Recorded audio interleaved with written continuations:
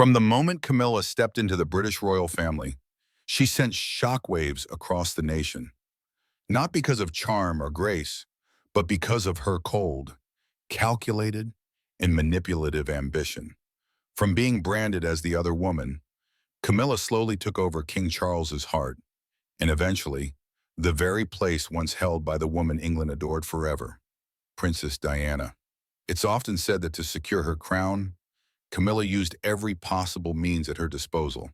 She flattered those in power within the palace, skillfully reshaped her public image, and even sowed division within the royal family itself. For years, the royals chose silence. They believed it was the price to pay to preserve the dignity and stability of the monarchy.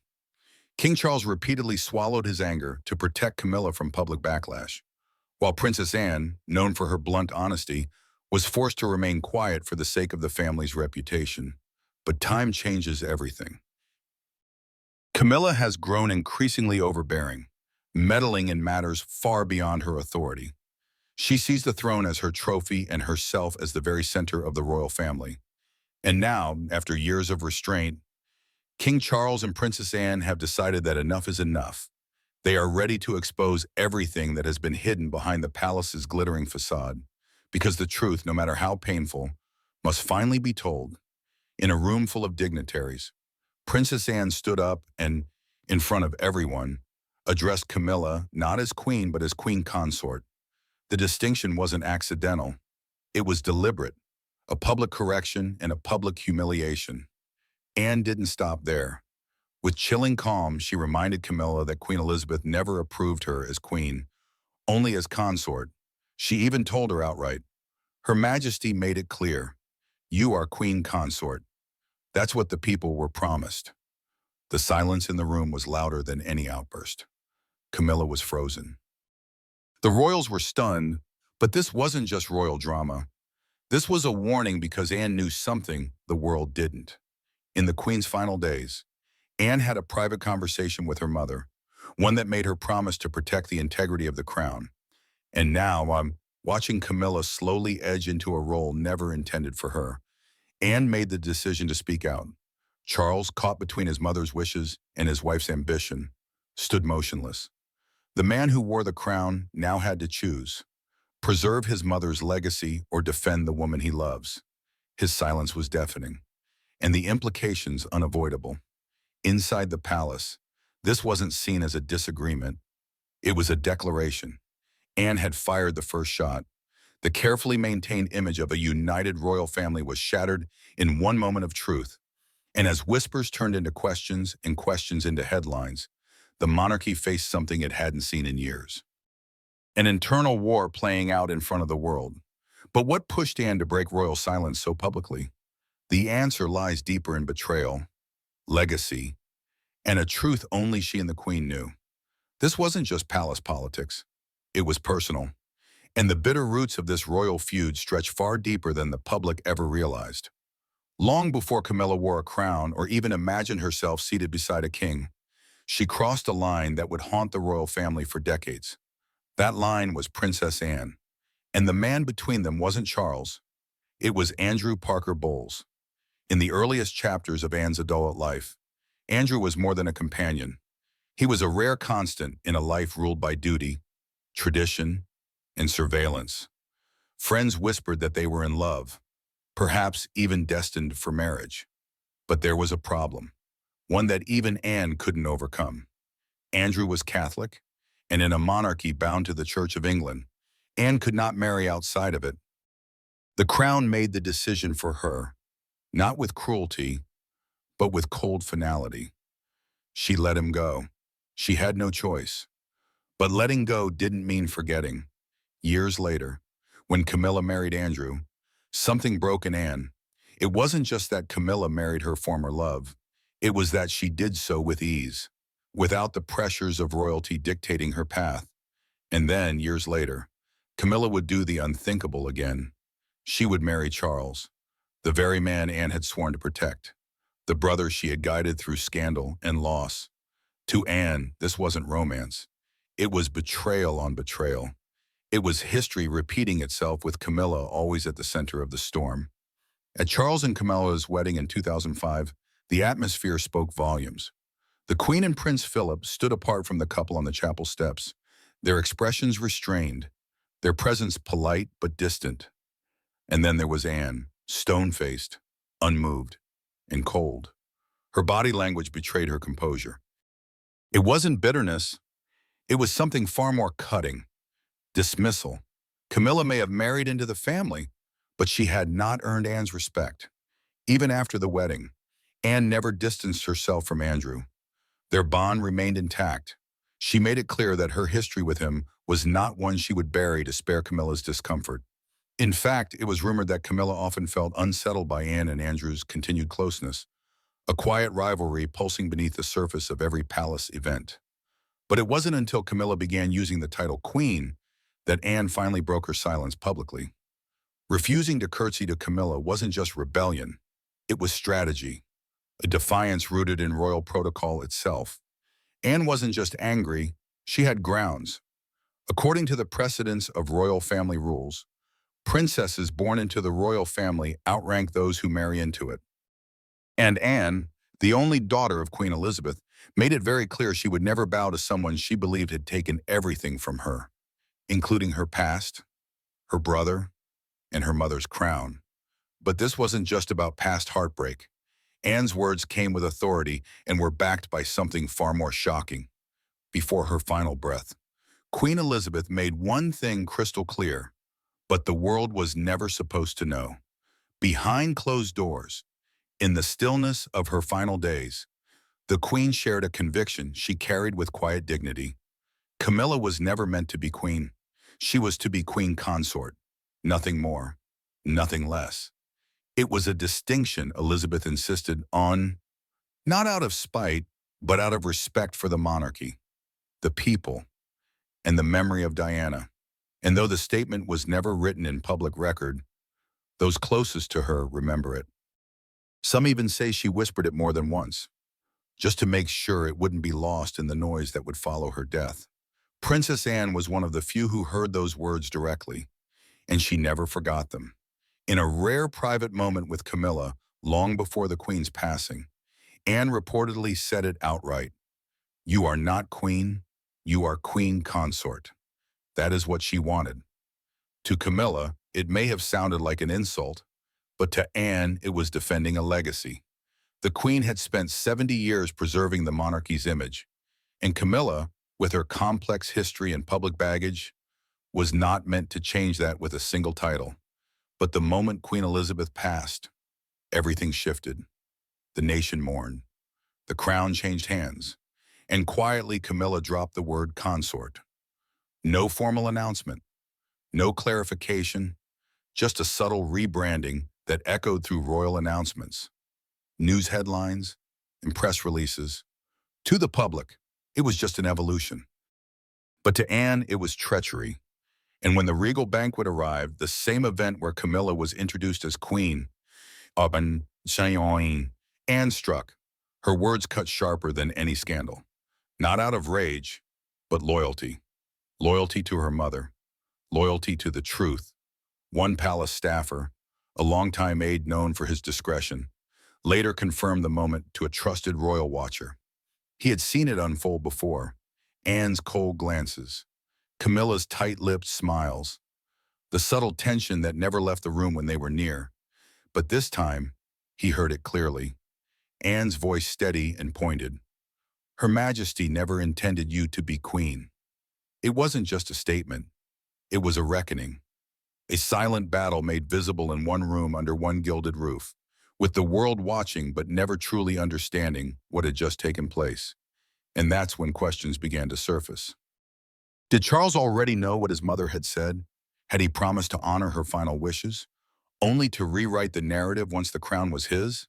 Or worse, had he chosen love over duty, rewriting history to suit the woman who waited decades for a crown that was never meant for her?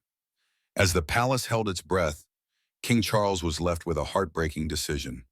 Torn between love and legacy, King Charles stood at the crossroads of history, and this time there was no royal decree to hide behind. His mother, Queen Elizabeth, had ruled with composure and clarity, always placing the crown above personal feelings. And before she passed, she made one final request, a clear, unbending desire that Camilla never be called queen. But as the world mourned and the throne passed, that wish began to blur in the shadows of a very different reality. Because Charles wasn't just a sovereign now, he was also a husband. And the woman he had waited for, protected, and loved for decades was suddenly under attack from within his own bloodline. Camilla had been a controversial figure long before the coronation. Whispers began, but Charles, despite every headline and every disapproving glance from the public, spent years carefully softening her image. He introduced her gradually into royal life, allowing her presence to grow not through force, but through familiarity, charity appearances, public engagements, a quiet transformation of narrative, one that suggested healing, modernity, and redemption. But not everyone was convinced, and not everyone was willing to forget. Still, Charles tried to balance the impossible. He pushed forward William and Kate, framing them as the monarchy's future. He spoke of transition, continuity, and fresh energy, offering the public a clear line of succession they could trust. Some called it strategic. Others saw it as appeasement, a subtle way of calming the storm around Camilla by shining a spotlight elsewhere. But for Camilla, the writing was on the wall. While the public might smile for the cameras, behind palace walls she was growing increasingly isolated. Her circle was tight. Her presence, though acknowledged, was never truly embraced. Charles felt it, and yet he said nothing. Because what could he say? To defend Camilla outright would be to oppose his late mother's wishes. To remain silent meant leaving Camilla to fend for herself. So he did what he had done so many times before. He walked the line, publicly. She was queen, privately.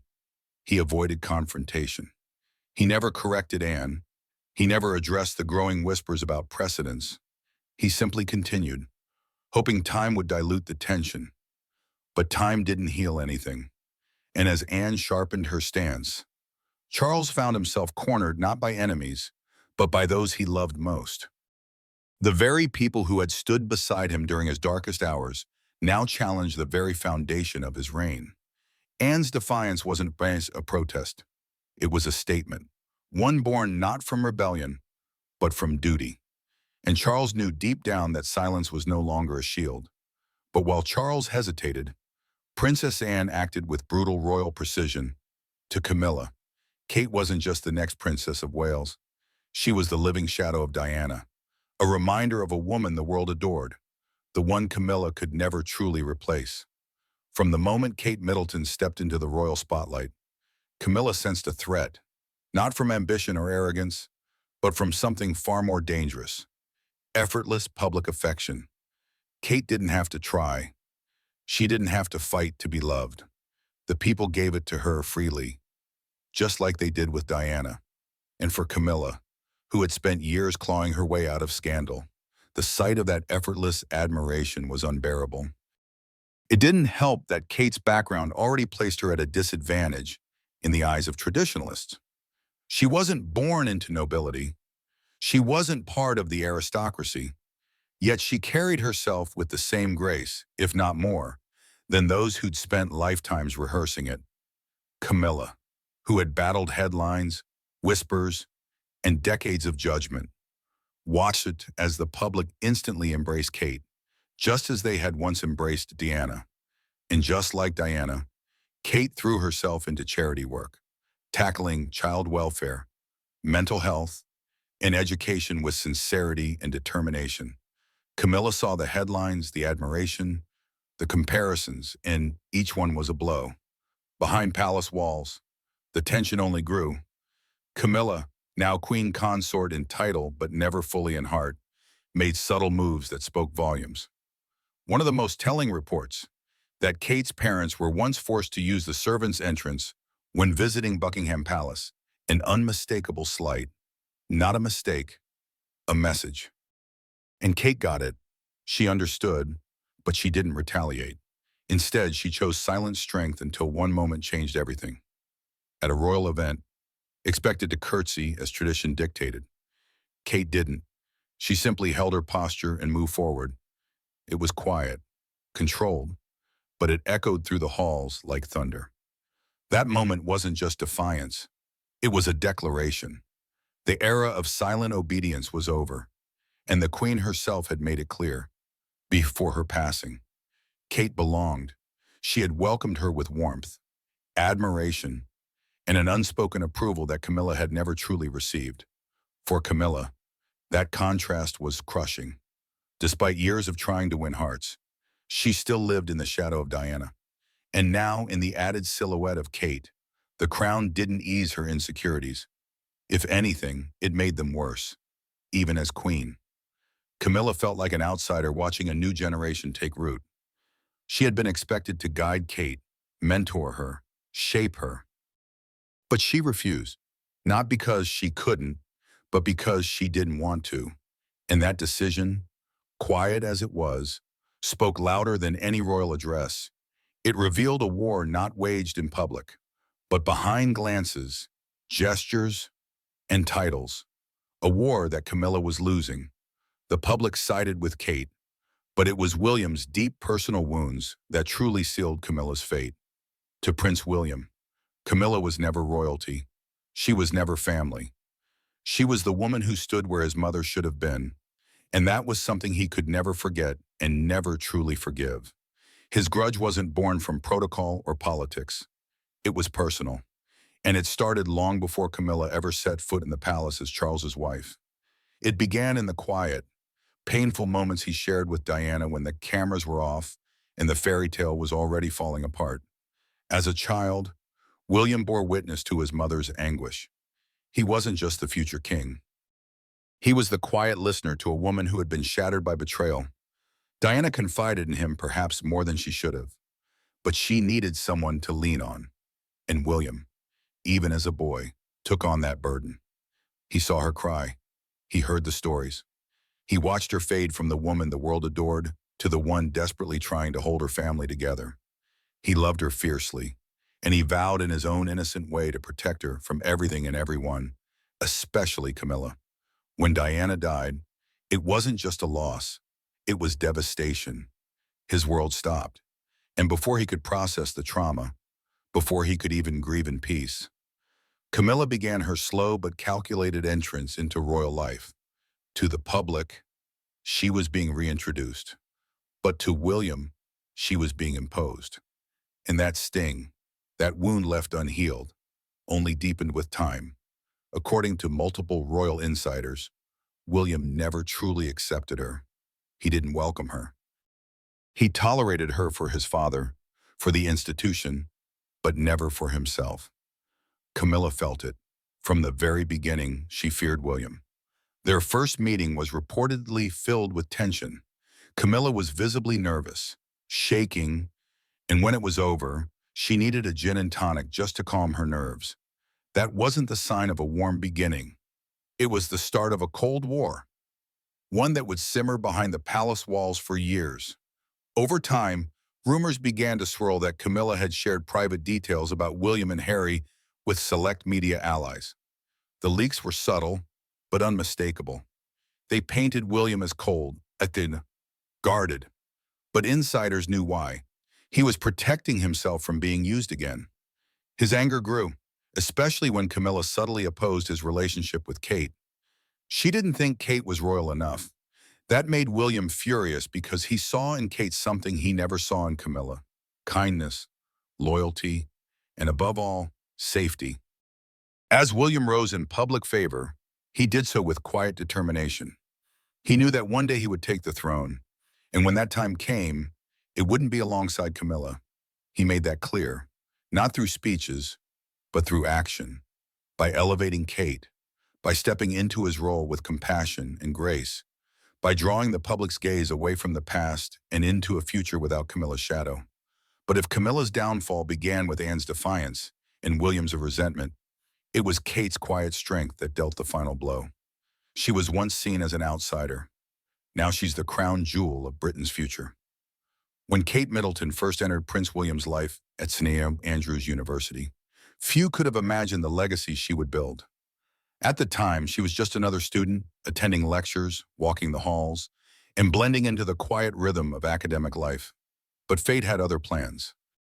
Their bond began with friendship, simple, honest, and rooted in shared experiences far from royal pressure. But as it deepened, it became something neither of them could ignore. It was a love story not born from duty, but from choice. Then in 2007, everything seemed to unravel. The news of their breakup hit the headlines like a royal bombshell. Speculation ran wild. Was it the pressure, the palace, the press? Kate said nothing. She didn't fight for sympathy, didn't lash out. Instead, she did what no one expected. She held her head high. She carried herself with quiet grace, reappearing in public with a confidence that stunned the nation. That composure didn't just win over the public, it earned the respect of the palace. And when she and William rekindled their relationship, it was no longer a story of romance. It was a story of resilience, of a woman who refused to break, but resilience alone wouldn't be enough. If she was to stand beside a future king, she needed to understand the machine behind the monarchy. Enter Samantha Cohen, a senior advisor to Queen Elizabeth and the architect behind Kate's transformation. For months, Kate was trained in silence, a royal boot camp of tradition, diplomacy, protocol, and pressure. She wasn't just learning how to wave or when to bow. She was learning how to carry the weight of the crown without ever wearing it. And while the public speculated about tiaras and titles, Kate was studying history, statecraft, and the art of restraint. Still, no training could prepare her for the relentless media scrutiny. Every gesture was dissected, every outfit analyzed, and every headline brought the same comparison.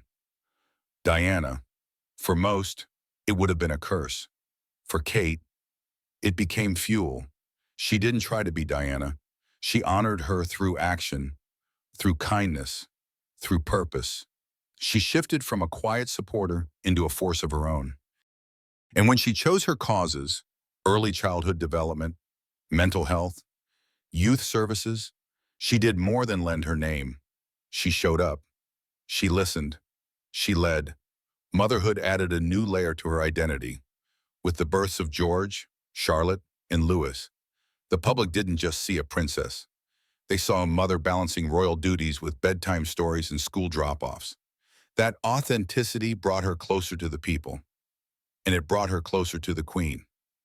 In time, Queen Elizabeth began to see not just a duchess, but a leader, a future monarch, a woman who embodied grace under fire. And when Kate wore Diana's sapphire ring or the Queen's brooches, it wasn't for fashion. It was a tribute, a quiet reminder that the legacy of strong women was alive and moving forward. As her star rises and Anne stands firm, the monarchy is shifting, and Camilla's position has never been more unstable. With secrets exposed, loyalties tested, and the Queen's ghost still lingering in every corridor of Buckingham Palace, one question now haunts the monarchy. What happens next? The battle lines have been drawn not in blood, but in whispers, tradition, and silent defiance. And in the eye of this royal storm stands Camilla, once the crown's most controversial figure, now its most fragile. Despite holding the title of queen, her presence has grown colder, quieter, visibly excluded from the inner sanctum where true power is shaped. There has been no official demotion, no formal statement from the palace. But anyone watching closely knows something has shifted. The public, once divided, has made their decision. Their hearts belong to William and Kate. The future, as far as they're concerned, doesn't wear gray. It shines with the promise of youth, dignity, and emotional clarity. Qualities that Diana once represented and Kate now carries with grace. Everywhere they go, the people gather, not just to see royalty, but to see hope. A modern monarchy softened by empathy and sharpened by responsibility. In contrast, Camilla has become a relic of controversy, a chapter many believe should have ended with the Queen's final breath. Behind palace doors, the tension grows thicker. Whispers suggest that Charles, exhausted by years of damage control, may be quietly pulling back from decisions involving his wife. Some say he's considering assigning her public duties. Others claim he's simply waiting, unsure of how to face the impossible choice between personal loyalty and public expectation. Either way, his silence is louder than ever. And in that silence, Anne stands firm, watchful, resolute, immovable. She doesn't need to speak. Her message has already been sent, and it continues to echo through every cold glance and every skipped curtsy. Camilla's legacy now dangles by a thread, fraying at the edges with every passing day. Once defended fiercely by Charles, she now navigates a palace that no longer offers the same protection. Even within the monarchy, alliances are quietly shifting, and looming on the horizon is a moment Camilla can't ignore: William's ascension. What will he do when the crown passes to his hands? Will he preserve the balance? Or will he finally act on the feelings he's buried for decades and strip her of the title she was never meant to wear? There's no royal decree that can predict the answer. As the glitter of the crown begins to fade, the long-buried secrets of the monarchy are finally surfacing. Camilla has gone too far in her pursuit of ambition, and now she must face the consequences of what she has sown. King Charles, a man who once sacrificed his reputation, his marriage, and the trust of the public for love, has come to realize that his forgiveness has only deepened the wounds within the royal family. Princess Anne, who has always placed the family's honor above all else, has reached the limit of her endurance. After years of silence, and the two siblings have chosen to speak out, not to preserve appearances, but to restore integrity to the British monarchy. When the truth comes to light, the public in Britain erupts in shock. Many are stunned, yet others believe it is a necessary reckoning, a way for the monarchy to regain the people's trust. Behind the smiles and grand ceremonies, the royals are, after all, merely human, flawed, emotional, and burdened with secrets that can no longer remain hidden. Now, Camilla's future stands at a crossroads. From a queen once vested with power, she may soon find herself isolated within the very palace she fought so hard to claim. As for King Charles and Princess Anne, though they know the truth could shake the throne itself, they have chosen to confront it. Because only the light of truth can dispel the darkness that has shadowed the royal family for decades. And perhaps this marks the beginning of a new era, one defined not by deception, but by honesty and redemption within the British monarchy.